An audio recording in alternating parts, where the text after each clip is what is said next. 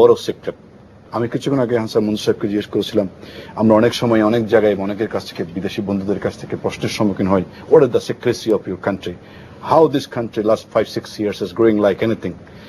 আমি যেহেতু অর্থনীতিবিদ নই, আমি অর্থনীতি শাস্ত্রের ছাত্র নই, আমি খুব সুস্পষ্ট উত্তর আমি তাদেরকে দিতে পারিনি। কিন্তু আমি যে জিনিসটা বুঝি সেটা হচ্ছে যে এটার মূল চালিকা শক্তি হয়ে গেছে সেটা হচ্ছে আমাদের ডোমেস্টিক ডিমান্ড ক্রিয়েট হচ্ছে, এবং ডোমেস্টিক ডিমান্ড ক্রিয়েট হওয়ার জন্য মূল কারণ কিন্তু আমাদের 1 কোটি মানুষ জনশক্তি, যেটা আপনি পরে আলোচনা করার কথা ছিল, আমি তাদের সামনের দিকে নিয়ে আসলাম। যে 1 কোটি মানুষ, প্রায় 1 কোটি শ্রম শক্তি আমাদের দেশের বাইরে কাজ করে, তারা প্রায় $16 billion প্রতি বছর দেশে পাঠায়। প্রায় বাজেটের আমাদের বাজেট যদি 2,22,000 কোটি টাকার বাজেট হয়, তাহলে বাজেটের অর্ধেক প্রায় 1,20,000 কোটি টাকার পাঠান ওনারা প্রতি বছর, এবং সেই টাকাটা কিন্তু একসাথে পাঠান না, সেই টাকাটা কিন্তু প্রতি মাসে $300, $400, $500 করে পাঠায়, এবং সেই টাকা কিন্তু কোন একটা কনসেন্ট্রেটেড জায়গায় পাঠান না, প্রান্তিক জনগোষ্ঠীর কাছে পাঠান। এই প্রান্তিক জনগোষ্ঠী সেই টাকা দিয়ে কি করছে? সেই টাকা দিয়ে তারা ভালো খাবারের কথা চিন্তা করছে, বাচ্চাকে ভালো স্কুলে পাঠানোর চিন্তা করছে, তাদের অসুস্থতাতে ভালো ট্রিটমেন্ট নেওয়ার চিন্তা করছে, সর্বোপরি ভালো একটা বাসস্থান গড়ার চেষ্টা করছে। এই যে এটাকে আমি মনে করি বাংলাদেশের অর্থনীতির মূল চালিকা শক্তি। সাথে এসছে 40 লক্ষ শ্রমিকের, বিশেষ করে নারী শ্রমিকের অক্লান্ত পরিশ্রমের ফসল বাংলাদেশের গার্মেন্টস শিল্প। আমি এখন একটা গার্মেন্টস শিল্প বলি না, আমি এটাকে বলি ক্লদিং শিল্প। দেখেন, এই কথা প্রসঙ্গে বলেছি আমি, government Bangladesh is not a tailoring country, no more is a tailoring country, Bangladesh is a clothing country, because Bangladesh এখন স্পিনিং থেকে শুরু করে কাপড় কাটা, সেলাইতে কাজে নিয়ে যেত। সো এই যে দুইটা সোর্স কাজ করছে, $17 billion উইথ প্রায় 15% growth, $16 billion remittance with 15% growth, এই দুটার সম্মিলনে বাংলাদেশের 16 কোটি মানুষ তার চাহিদা সম্পর্কে এখন সজাগ হয়েছে। They are going to the market, they are going to buy the product, they are going to the consume. যখন কনজিউম স্টার্ট করে তখন কিন্তু অর্থনীতির ফুলগুলা ফুটতে থাকে এবং প্রস্ফুটিত হতে থাকে, চাকা ঘুরতে, অর্থনীতির ফুলগুলো প্রস্ফুটিত হতে থাকে। আমাদের বাংলাদেশের অর্থনীতি, আমার এক বন্ধু বলেন, বসন্ত আসুক আর না আসুক, বাংলাদেশের অর্থনীতি ফুল ফুটে গেছে। এই ফুলটাই হচ্ছে ডিমান্ড, বাংলাদেশের ডোমেস্টিক ডিমান্ড ক্রিয়েট হয়েছে। এই ডোমেস্টিক ডিমান্ডকে কেন্দ্র করে আমরা আজকে, যেখানে আমি আমার কথাই বলি, আমাদের প্রজন্ম শিল্প বলতে গভর্নমেন্ট বলতো, এখন সেখান থেকে বেরিয়েছে, কিন্তু আমাদের সমস্ত গার্মেন্টস এর বন্ধু বান্ধবরা স্পিনিং এ গিয়েছে, উইভিং এ গিয়েছে, ডাইং এ গিয়েছে, ফিনিশিং এ গিয়েছে। এবং মজার ব্যাপার হচ্ছে আমাদের অনেক গার্মেন্টস এর বন্ধু বান্ধব, সাকসেসফুল এন্টারপ্রেনার্স, তারা শিক্ষা খাতে ইনভেস্ট করছে, তারা এডুকেশনে গেছে, তারা হেলথ কেয়ার ইন্ডাস্ট্রিতে। দেখেন, বাংলাদেশের কিন্তু প্রতিষ্ঠিত আপনার হসপিটালগুলোর কথা যদি আমি বলি, নাম না বললেও সবগুলোর পেছনের কারিগর কিন্তু গার্মেন্টস ইন্ডাস্ট্রির লোকজন। বাংলাদেশের সবচেয়ে বড় বড় শিক্ষা প্রতিষ্ঠানগুলোর পেছনে কিন্তু সামহাও ডাইরেক্টলি ইনডাইরেক্টলি গার্মেন্টস। এই যে সবকিছু মিলে আমাদের যে একটা চমৎকার একটা অবয়ব ক্রিয়েট হয়েছে অর্থনীতিতে, $17 billion, আমরা এবার $30 billion এক্সপোর্টে, $27 billion, আমরা এবার $30 billion এক্সপোর্টে যাচ্ছি। আমরা যদি $16 billion এর রেমিটেন্স কে যদি 15% গ্রোথ হলে, in fact we are reaching to the $20 billion, that means day by day our demand is creating. এবং এই ডিমান্ড ক্রিয়েটের কারণে আমরা শিল্প উদ্যোক্তারা কমফোর্ট ফিল করছি, because I can sell my product in a market. এই প্রসঙ্গে আমি যেটা বললেন, যে আপনি বলেছেন আমি কি অনুভব করছি, আমি অনুভব করছি যে চমৎকার 16 কোটি মানুষের বাজার যেখানে ক্রিয়েট হয়েছে, সেই বাজারে আমাদেরকে আরো দ্রুততার সাথে আগাতে হবে। এই দ্রুততার সাথে আগাতে হলে আমাদের সরকারের কাজে যেতে হবে, সরকারের কাজে যেতে হবে মানে আমাদের রাজনীতিবিদদের যেতে হবে। রাজনীতিবিদদের এখন পলিটিক্স ছেড়ে পলিটিক্যাল ইকোনমি নিয়ে ভাবতে হবে। অতিমাত্রার পলিটিক্স এর কথা না করে they have to think about what is the political economy. তাদের প্রত্যেকটা সিদ্ধান্তের পেছনে কাজ করতে হবে রাজনীতির অর্থনীতি। যতক্ষণ না পর্যন্ত সেই কাজটা করতে হবে না, ততক্ষণ কিন্তু আমরা আমাদের অভিষ্ট লক্ষ্যে পৌঁছাতে পারবো না। কারণ প্রাইভেট সেক্টর বলেন, আমরা কিন্তু দিন রাত কাজ করতে পারি। স্ট্রাইকের মধ্যে আমরা সিএনজিতে করে কারখানায় চলে যাই। স্ট্রাইক আমাদের খুব বেশি বাধার কারণ আমাদের এক্সপোর্ট কার্গোর মুভমেন্টের ইন্টারফারেন্স ছাড়া অন্য কোনো তেমন সুবিধা হয় না।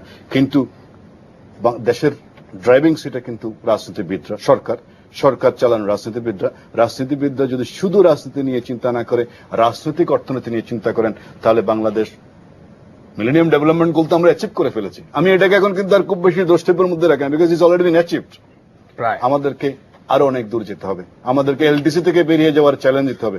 আমি একটা কথা বলি প্রসঙ্গক্রমে, আমি এলডিসিতে থাকতে স্বচ্ছন্দ বোধ করি না। আমার প্রজন্ম বাংলাদেশকে এলডিসিতে রাখতে আর চাই না। ধন্যবাদ আপনাকে ইসলাম। ডক্টর আহসান মাসুদ, একটা বিষয়ে আমরা ধরেন এমডিজির কথাটা আলোচনা করলাম এবং কিছুটা এই লক্ষ্য অর্জন বা এই অর্জনগুলির ক্ষেত্রে পেছনের কারণগুলো কিছু আলোচনা করার চেষ্টা করা হলো। কতগুলি জায়গায় আমাদের ম্যাক্রো ইকোনমির ক্ষেত্রে কতগুলি প্রশ্ন কিন্তু থেকেই যাচ্ছে। যেমন ধরেন যে ইনফ্লেশন,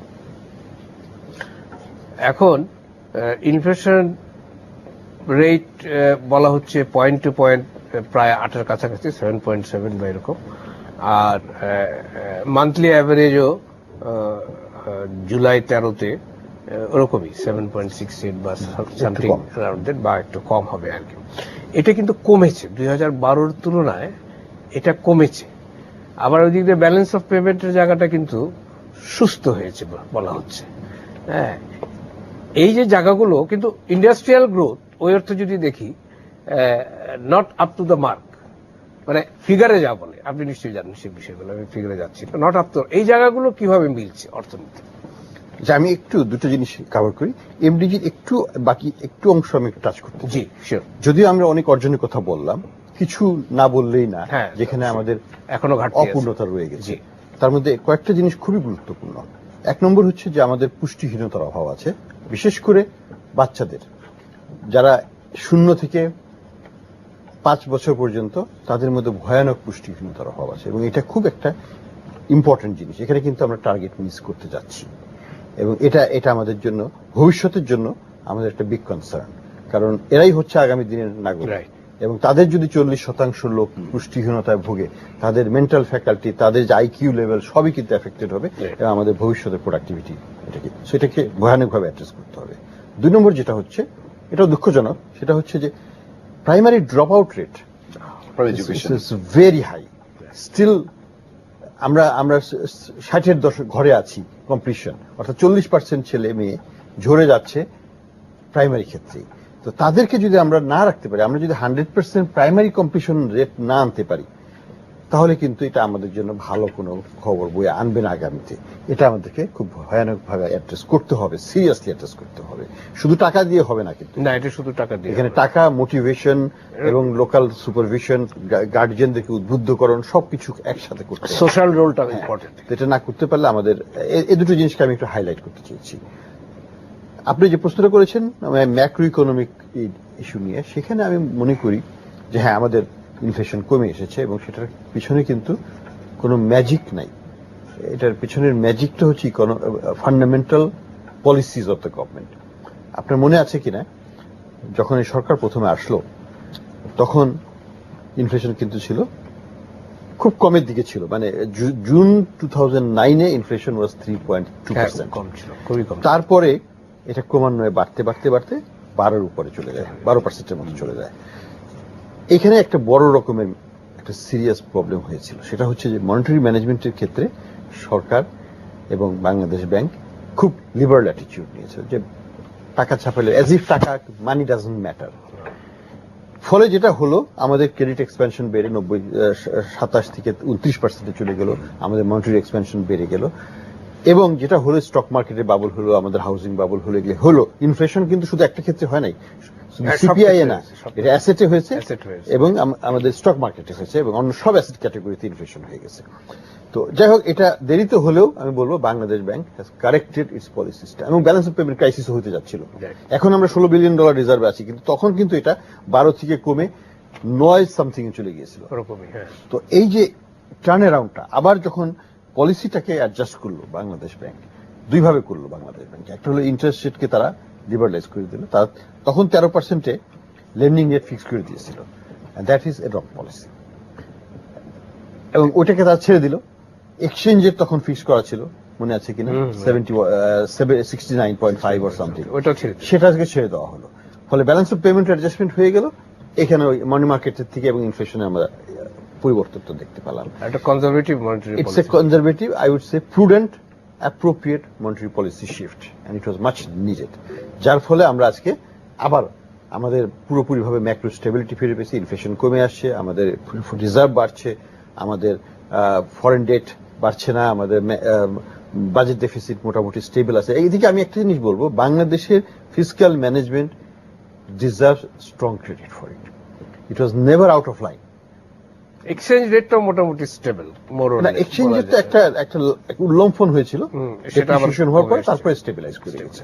উল্লম্ফনটা হওয়ার প্রয়োজন ছিল না, কিন্তু যদি আমাদের ওভারঅল ম্যাক্রো ম্যানেজমেন্টটা ওই দিক থেকে ঠিক থাকতো, ফিসক্যাল পলিসি যেমন ঠিক ছিল সবসময়, আমাদের কোনো সময়ই গত 5 বছরে এই সরকারের আমলে এবং তার আগের থেকেই 5% বেশি জিডিপি ডেফিসিট হয়নি, এবং এটা একটা রিমার্কেবল।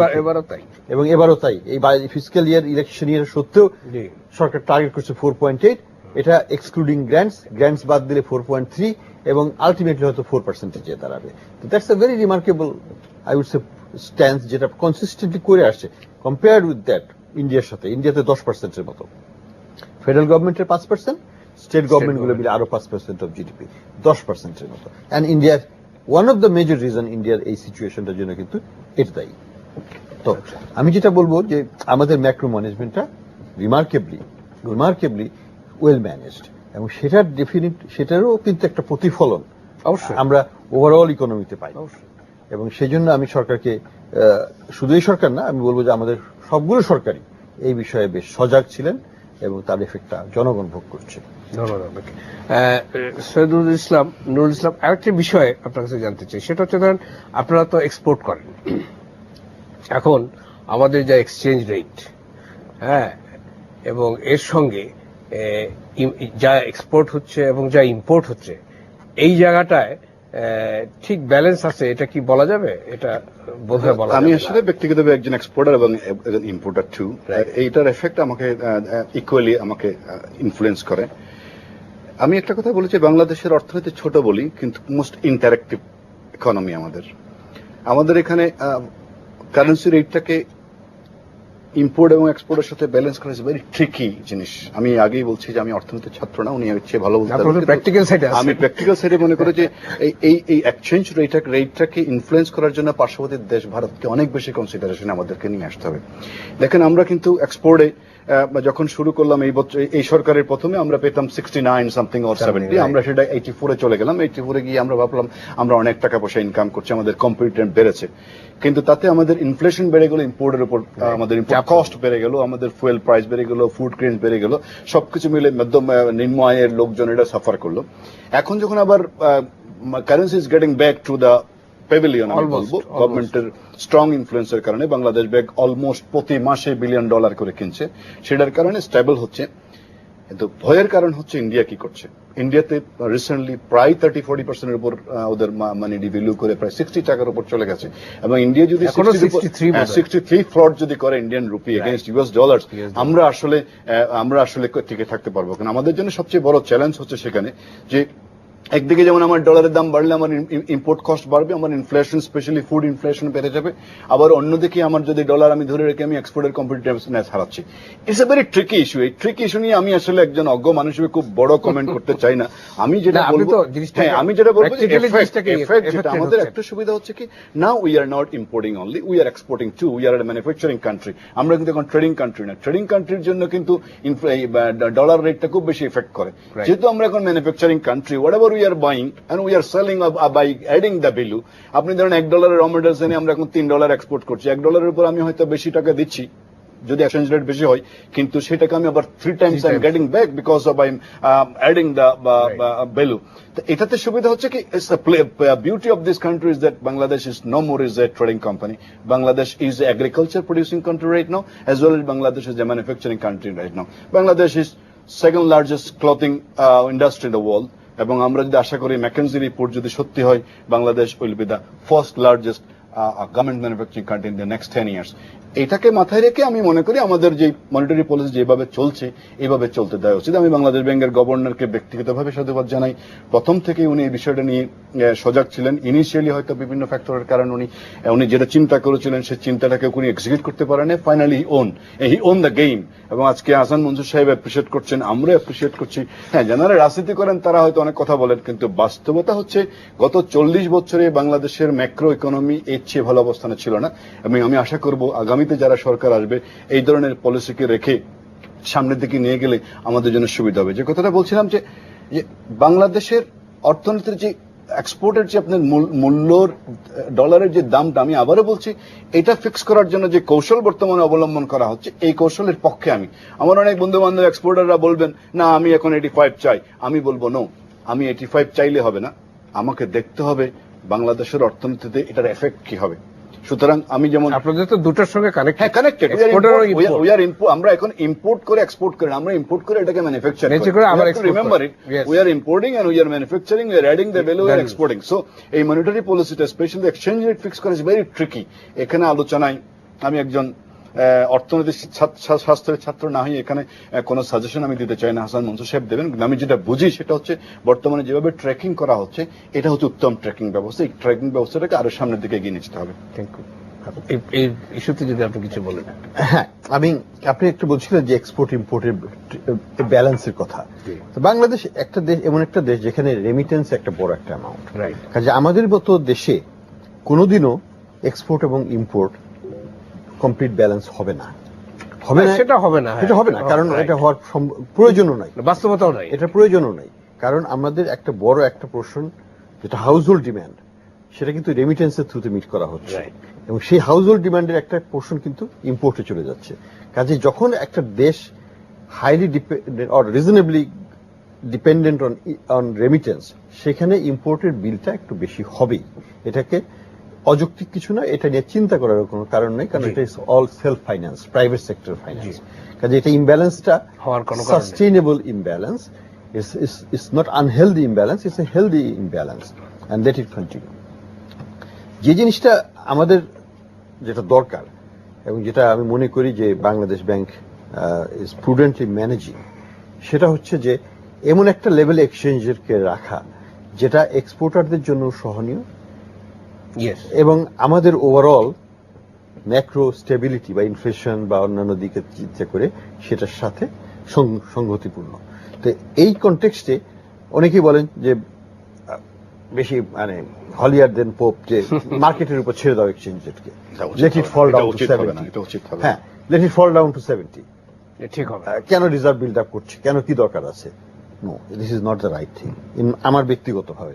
কারণ হচ্ছে যে এটা যদি আজকে 70-এ চলে যায় এবং ভারতীয় রুপির সাথে যদি আমরা প্যারিটিতে চলে যাই, খুব ভালো কথা, মনে হবে যে আমি বিরাট একটা স্ট্রং ইকোনমি মনে হবে, কিন্তু এটা একটা ফলস ইমপ্রেশন হবে।